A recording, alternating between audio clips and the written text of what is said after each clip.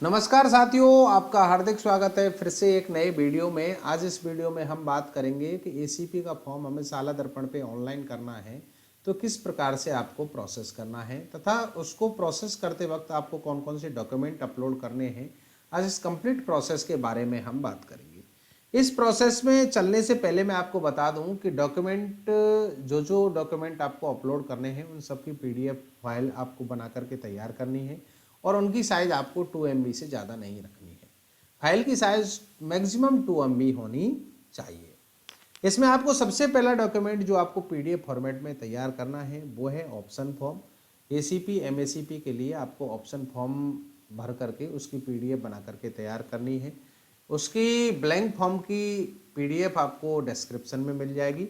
Next जो document आपको तैयार करना है वो है नियुक्ति आदेश, और नियुक्ति आदेश के साथ साथ आपको ज्वाइनिंग रिपोर्ट की भी पीडीएफ बना करके एक पीडीएफ तैयार करनी है। नेक्स्ट डॉक्यूमेंट जो आपको अपलोड करना है स्थायीकरण आदेश, उनकी पीडीएफ बना करके आपको तैयार करनी है।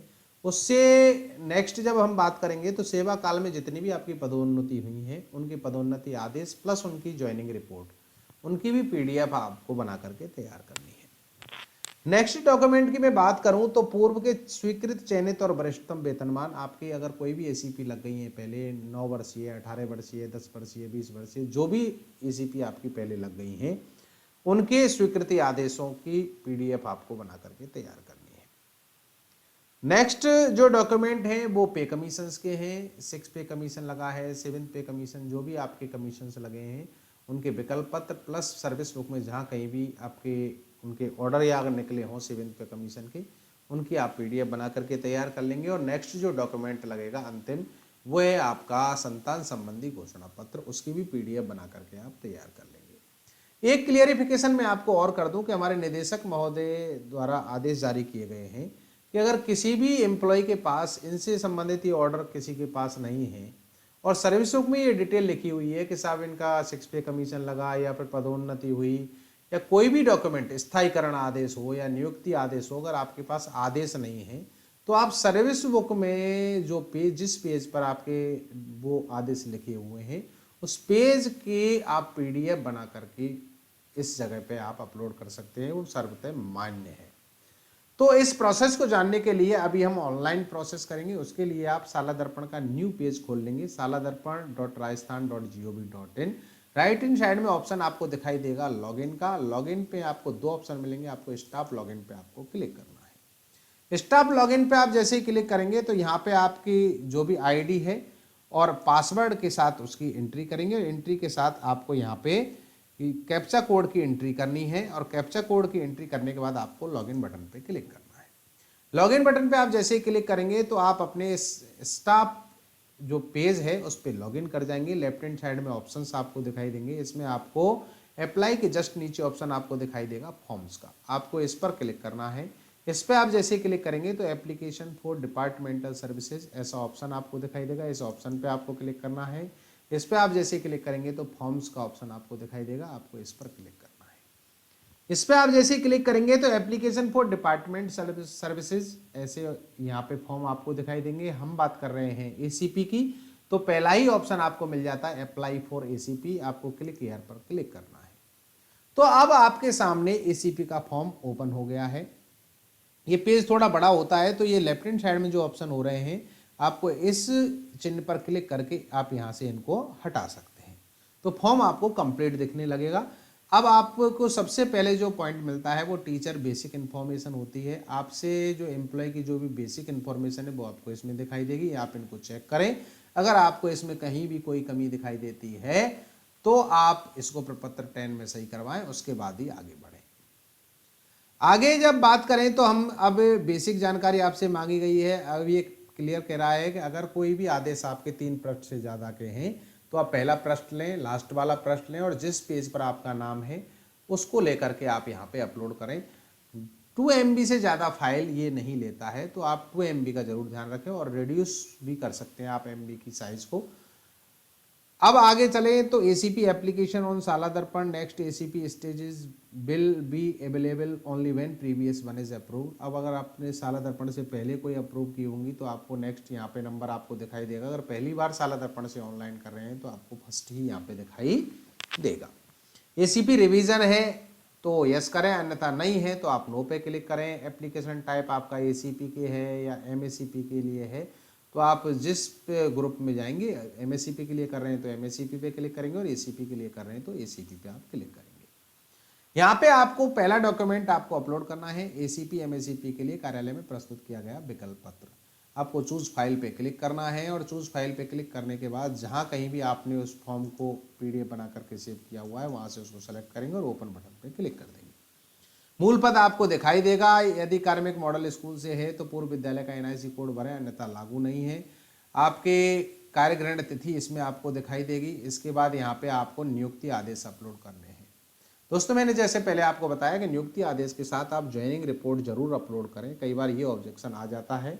यहाँ पे एक ऑप्शन और भी आपको दे दिया गया है कि फाइल अवेलेबल है तो यस पे क्लिक करें और नॉट अवेलेबल है तो आप नो पे क्लिक कर सकते हैं। हमारे पास है तो आप यस पे क्लिक करेंगे, अन्यथा आप नो पे भी क्लिक कर सकते हैं। और मैं बता रहा हूँ अगर डॉक्यूमेंट्स आपके पास नहीं है तो आप सर्विस बुक के पेज की पीडीएफ बनाकर भी यहाँ पे अपलोड कर सकते हैं।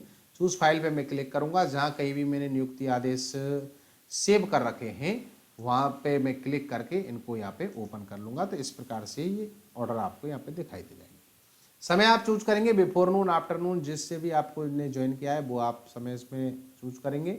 स्थायीकरण तिथि पे आप क्लिक करेंगे, जो भी स्थायीकरण तिथि है आपकी वो आप इसमें सिलेक्ट करेंगे। सिलेक्ट करने के बाद यहाँ पे आपकी ज्वाइनिंग से 2 वर्ष वो आप इसमें सिलेक्ट करेंगे और सिलेक्ट करने के बाद आगे बढ़ने की ये है कि आपको अब स्थायीकरण आदेश यहाँ पे संलग्न करने हैं।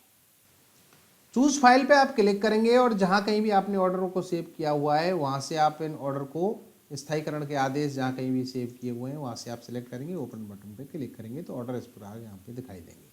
संवर्ग, जिस संवर्ग से आपका संबंध है वो आप चूज कर लेंगे। मंत्रालय के अधीनस्थ सेवाएं हैं, राज्य सेवा हैं, जिस वर्ग में आते हैं वो आप यहाँ पे सिलेक्ट करेंगे और सेव बटन पर क्लिक कर देंगे।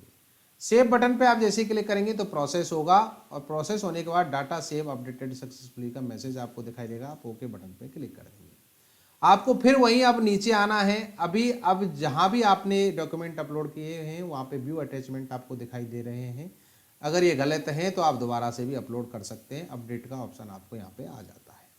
यहाँ पे आपको शैक्षणिक योग्यताएं दिखाई देती हैं, जो आपने प्रपत्र 10 में भर रही हैं वो डिटेल आपको यहाँ पे आती है। प्रशैक्षणिक योग्यता भी आपके प्रपत्र 10 के अकॉर्डिंग आती हैं।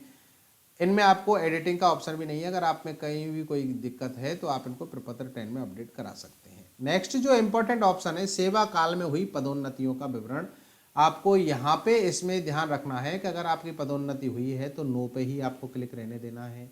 अगर आप यस पे क्लिक करेंगे तो यहाँ से ये हट जाएगा, ये आप पे लागू नहीं है। इसका मतलब अगर आप पे लागू है, आपकी पदोन्नति हुई है तो आपको नो बटन पर क्लिक करना है और नो बटन पे आप जैसे क्लिक करेंगे तो ऑप्शन आपके सामने खुल जाएंगे और जो भी पदोन्नति हुई है आपकी सबसे पहले प्रकार आप सिलेक्ट करेंगे। पहली पदोन्नति हुई है, दूसरी हुई है, फर्स्ट हुई है तो फर्स्ट आप सिलेक्ट करेंगे। पदोन्नति पद आपको सिलेक्ट करना है, किस पद पर आपकी पदोन्नति हुई है, कार्य ग्रहण किया है या परित्याग किया है वो आप चूज करेंगे। इधर यहाँ आपको आगे फिर स्क्रॉल करके आना है, क्योंकि चूज करते जाएंगे तो ये थोड़ा प्रोसेस में आता है। डीपीसी किस वर्ष की है वो आप इसमें सिलेक्ट करेंगे। जो भी वर्ष आप पे लागू है या आपके ऑर्डर में आपको प्रिंट होगा वहां से आप इसको सिलेक्ट करेंगे। सिलेक्ट करने के बाद आदेश क्रमांक आपको डालने हैं। आदेश क्रमांक जो भी होंगे वो आप इसमें डाल देंगे। जो भी आदेश क्रमांक आपके आदेश क्रमांक में डले हुए हैं। आदेश दिनांक क्या है वो भी आप इसमें चूज कर लेंगे, जो कि आपके आदेश में प्रिंट होगी। इस प्रकार से आप यहाँ पे चूज कर लेंगे। आगे बढ़ेंगे तो कार्य ग्रहण तिथि क्या थी, इस आदेश के अकॉर्डिंग आपने कब कार्य ग्रहण किया वो आपको तिथि इसमें चूज करनी है। यहाँ पे ये चूज करने के बाद अब आपको ऑप्शन आगे मिलता है कि आदेश की प्रति आपको यहाँ पे अपलोड करनी है। आपके पदोन्नति आदेश प्लस उनकी ज्वाइनिंग रिपोर्ट आपको दोनों यहाँ पे अपलोड करनी है।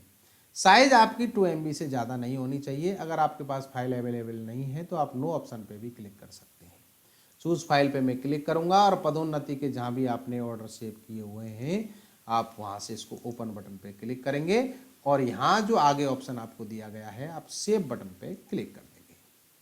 सेव बटन पे आप जैसे क्लिक करेंगे तो डाटा सेव अपडेटेड सक्सेसफुली का मैसेज आपको दिखाई देगा। ओके बटन पे आप क्लिक करेंगे, फिर आप स्क्रॉल करके थोड़ा नीचे आएंगे, उसी ऑप्शन पे आना है दोबारा से, तो यहाँ दूसरा पेज आपके सामने खुल जाएगा। अगर आपकी आगे पदोन्नति कोई हुई है तो आप इसको यहाँ से नेक्स्ट भर देंगे और सेव बटन पे क्लिक कर देंगे। आगे जो ऑप्शन आता है पूर्व में स्वीकृत चयनित वरिष्ठ वेतनमान का विवरण, आपकी एसीपी अगर इससे पहले कोई लगी है तो आपको यहाँ पे नो ऑप्शन पे ही क्लिक करना है, तभी ये रो खुलेंगी। अगर यस ऑप्शन पे आप क्लिक करते हैं तो आपके यहाँ से ये रो हट जाएंगी, ये आप पे लागू नहीं होगा, ये आप जरूर ध्यान रखें। तो नो ऑप्शन पे मैंने क्लिक कर लिया, ये ऑप्शन हमारे सामने खुल गए। तो सबसे पहले अगर आपकी एसीपी, अगर मैं इसमें एसीपी कर रहा हूँ, 27 वर्षीय एसीपी को आवेदन कर रहा हूँ, तो 2 एसीपी इसमें लग चुकी हैं। तो प्रकार में आप सिलेक्ट करेंगे फर्स्ट, इसके बाद वेतन आयोग सिलेक्ट कर लेंगे, जिस वेतन आयोग में लगी थी वो आप सिलेक्ट करेंगे। प्रोसेस होगा, बार बार प्रोसेस होगा, तो आपको वही शुरू से नीचे आना है स्क्रॉल करके, और स्क्रॉल करके जब आप नीचे आएंगे तो यहाँ पे आपको वेतनमान और ग्रेड पे सिलेक्ट करनी है, जो भी है वो आप इसमें सिलेक्ट करेंगे। इसके बाद फिर प्रोसेस होगा, वही ऊपर पहुँच जाता है, फिर आपको स्क्रॉल करके नीचे आना है बार बार। तो अब आपको वेतनमान और ग्रेड पे मैट्रिक्स सिलेक्ट करनी है, जो भी इनकी ग्रेड पे मैट्रिक्स थी वो आपको इसमें सिलेक्ट करनी है। फिर इसके बाद प्रभावी दिनांक कब से है वो आप इसमें चूज कर लेंगे, जो भी प्रभावी दिनांक है वो आप अपने अकॉर्डिंग इसमें चूज कर लेंगे, जो भी आप पे लागू होती है। इसके बाद यहाँ पे स्वीकृति क्रमांक क्या था और स्वीकृति दिनांक क्या थी वो आप इसमें सेव कर देंगे। स्वीकृति क्रमांक और दिनांक भरने के बाद आपको चूज फाइल पे क्लिक करना है, यहाँ भी आदेश की प्रति आपको अपलोड करनी है। चूज फाइल पे आप क्लिक करेंगे और जो भी आपकी फर्स्ट एसीपी के ऑर्डर हैं वो आप यहाँ से सिलेक्ट करेंगे और ओपन बटन पे क्लिक करेंगे। फिर आपको यहाँ आगे अगर फाइल अवेलेबल है तो आप नो यस ऑप्शन पे क्लिक करेंगे, नहीं है तो आप नो पे क्लिक कर सकते हैं। सेव बटन पे आपको क्लिक करना है। सेव बटन पे आप जैसे क्लिक करेंगे तो प्रोसेस होगा, और प्रोसेस होने के बाद ये भी आपको डाटा सेव सक्सेसफुली का मैसेज आपको दिखाई देगा। डाटा सेव अपडेटेड सक्सेसफुली का मैसेज आएगा, आप ओके बटन पे क्लिक करेंगे, फिर आपको स्क्रॉल करके नीचे जाना है, उसी पेज पर पहुंचना है। जैसे आप पूछेंगे तो पहले जो आपकी एसीपी है मैंने उसको आपको इसमें एंटर कर दिया। अब आपको दूसरी जो आपकी एसीपी लगी है, क्योंकि मैं 27 वर्षीय एसीपी का आवेदन कर रहा हूँ, तो दोनों ही मुझे इसमें आपको एंटर करनी है। जैसे मैंने पहले एंट्री की उसी प्रकार से आप दूसरी एंट्री इसमें कर देंगे। दोनों एसीपी की एंट्री करने के बाद अब आपको नेक्स्ट जो पेज मिलता है वो है पुनरीक्षित वेतनमान 2008-17 में निर्धारण का विवरण। 2008 और 17 में पुनरीक्षित वेतनमान का निर्धारण हुआ, उसका विवरण आपको इसमें भरना है। अगर ये आप पे लागू नहीं है तो यस ऑप्शन पे क्लिक करके इस ऑप्शन को आप छोड़ सकते हैं, और नो ऑप्शन पे क्लिक करके इसमें आपको डिटेल भरनी है जो जो आप पे वेतनमान लागू हुए हैं। जैसे इसमें प्रकार आप सेलेक्ट करेंगे, सबसे पहले आपको प्रकार सेलेक्ट करना है, फर्स्ट आप सेलेक्ट करेंगे। उसके बाद आपको वेतन आयोग सेलेक्ट करना है, जो भी वेतन आयोग लगा है वो आप सेलेक्ट करेंगे। उसके बाद ये सिलेक्ट करने के बाद ये प्रोसेस होता है, फिर आपको स्क्रॉल करके नीचे आना है। नीचे आएंगे तो यहाँ पे आपको यहाँ पे वेतनमान ग्रेड पे में सिलेक्ट करना है, जो भी आप पे लागू होता है वो सिलेक्ट करने के बाद फिर ये प्रोसेस होगा, और प्रोसेस होने के बाद फिर स्क्रॉल करके आप नीचे आएंगे तो यहाँ पे आप चूज करेंगे ग्रेड पे जो भी इसमें लागू हुई थी वो आप पे सिलेक्ट करेंगे, और वेतनमान में विकल्प की दिनांक आपको इसमें सिलेक्ट करनी है। जो भी आपके वेतनमान में विकल्प की दिनांक है वो आप इसमें सिलेक्ट करेंगे।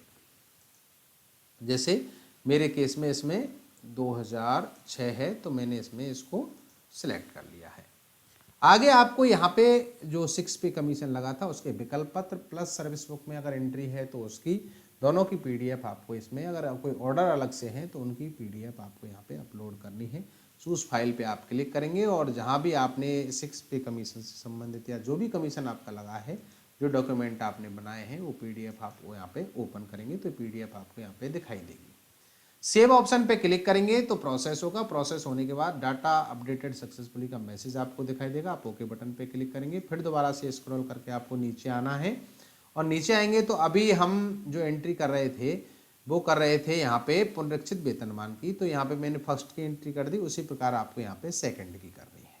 जो भी पे कमीशन लगे हैं उनकी एंट्री मैंने यहाँ पे कर ली है। आप इनके अटैचमेंट को यहाँ पे से देख भी सकते हो, व्यू अटैचमेंट ऑप्शन आपको मिलता है। आगे ऑप्शन आपको जो मिलता है इम्पोर्टेंट है वो है आवेदित एसीपी का विवरण। आपको यहाँ पे इसमें प्रकार में सिलेक्ट करना है, जो भी आपकी एसीपी लग रही है 9, 18, 27, 10, 20, 30, जो भी जिसकी भी आवेदन कर रहे हैं वो आप इसमें सिलेक्ट करेंगे। दे दिनांक आप सिलेक्ट करेंगे, जो भी आपकी दे दिनांक होगी। दे दिनांक सिलेक्ट करने के बाद दे वेतन आयोग आपको सिलेक्ट करना है, 7 इसमें सिलेक्ट कर लिया। इसके बाद वेतनमान पे बैंड पे लेवल आपको इसमें ये डॉट डॉट आएगा। उसके बाद आपको वेतनमान ग्रेड पे मैट्रिक्स आपको इसमें सिलेक्ट करनी है कि किस पे आपका निर्धारण होना है, वो आप इसमें सिलेक्ट कर लेंगे। सिलेक्ट करने के बाद यहाँ पे आगे आपको ऑप्शन मिलता है दिनांक 31/5/2002 तक जीवित पुत्र पुत्रियों की संख्या आपको यहाँ पे सेव करनी है, और 1/6/2002 अथवा इसके पश्चात जीवित पुत्र पुत्रियों की संख्या आपको इसमें एंट्री करनी है। तो अगर आपके 1/6/2002 से पहले की संतान आपकी हैं तो आपको उनकी एंट्री यहाँ पे करनी है, और 1/6/2002 के बाद की हैं तो आपको यहाँ पे एंट्री करनी है। यहाँ पे आप संतान का नाम लिखेंगे, उसके बाद उसकी डेट ऑफ बर्थ यहाँ पे सिलेक्ट करेंगे। सिलेक्ट करने के बाद यहाँ से सेव बटन पे आप क्लिक कर देंगे। सेव बटन पे आप जैसे ही क्लिक करेंगे data save and updated successfully का मैसेज आपको दिखाई देगा। इसी प्रकार से आपकी जो भी संतान है उनकी आप यहाँ पे नेम और डेट ऑफ बर्थ की एंट्री करते जाएंगे, और सेव बटन पे क्लिक करेंगे तो ये आगे बढ़ता चला जाएगा। संतान संबंधी विवरण भरने के बाद आपको यहाँ स्क्रॉल करके नीचे आना है, और नीचे आएंगे तो यहाँ संतान संबंधी घोषणा पत्र आपको दिखाई देगा। चूज फाइल पे आप क्लिक करेंगे। जहाँ कहीं भी आपने इसको सेव किया हुआ है उसको आप यहाँ पे सबमिट कर देंगे। फाइल को चूज करेंगे और ओपन बटन पे क्लिक करेंगे। ये फाइल आपको यहाँ पे दिखाई देगी। अब यहाँ पे आपको सेवा काल में कर्मचारी को सीसीए नियमों के तहत कोई शास्तीय दंडादेश दिया गया है तो आप यस ऑप्शन पे क्लिक करेंगे, अगर नहीं दिया गया है तो आप नो ऑप्शन पे क्लिक कर देंगे। यहाँ आपको अब फाइनल सबमिट करना है, तो फाइनल सबमिट करने से पहले आप एक बार पूरे फॉर्म को ढंग से देख लेंगे और चेक करेंगे। कंप्लीट चेक करने के बाद अब आपको यहाँ पे ऑप्शन मिलता है फाइनल सबमिट का, और अगर कोई दिक्कत है तो आप उसको सॉल्व करके यहाँ पे अपडेट बटन पे क्लिक कर सकते हैं। अब आपको यहाँ पे फाइनल सबमिट करना है, तो फाइनल सबमिट बटन पे आप क्लिक करेंगे, प्रोसेस होगा, और प्रोसेस होने के बाद एक विंडो आपको दिखाई देगी। क्या आप इस प्रविष्टि को अंतिम रूप से आगे अग्रेसित करना चाहते हैं, तो आप यस ऑप्शन पे क्लिक करेंगे। यस ऑप्शन पे आप जैसे ही क्लिक करेंगे तो आपके रजिस्टर्ड मोबाइल नंबर पे ओटीपी आएगा, उस ओटीपी की एंट्री करेंगे। ओटीपी एंटर करने के बाद आपको फाइनल सबमिट बटन पे क्लिक करना है। फाइनल सबमिट बटन पे आप जैसे ही क्लिक करेंगे तो प्रोसेस होगा। योर डाटा इज सेव्ड, आप ओके बटन पे क्लिक करेंगे। ओके बटन पे आप क्लिक करेंगे तो इस प्रकार से आपका ये आवेदन यहाँ पे कंप्लीट हो जाएगा। इसका प्रिंट ऑप्शन आपको ऊपर दिखाई देगा, आप प्रिंट ऑप्शन पे क्लिक करेंगे, और प्रिंट ऑप्शन पे क्लिक करने के बाद आपको ये फॉर्म इस प्रकार से आपका दिखाई देगा। इसका आप प्रिंट भी ले करके और प्लस इनके डॉक्यूमेंट्स को इसके साथ लगा करके अपने ऑफिस में जमा करा देंगे। आगे का प्रोसेस होगा विद्यालय से इसको आगे फॉरवर्ड करने का। दोस्तों, जानकारी अच्छी लगी हो तो प्लीज़ वीडियो को लाइक करें, शेयर करें, और चैनल पे नए हैं अभी तक सब्सक्राइब नहीं किया है तो प्लीज़ सब्सक्राइब करें, क्योंकि इसी प्रकार के इन्फॉर्मेटिव वीडियोज़ हम आपके लिए लेकर के आते हैं। बहुत बहुत धन्यवाद। Thank you so much.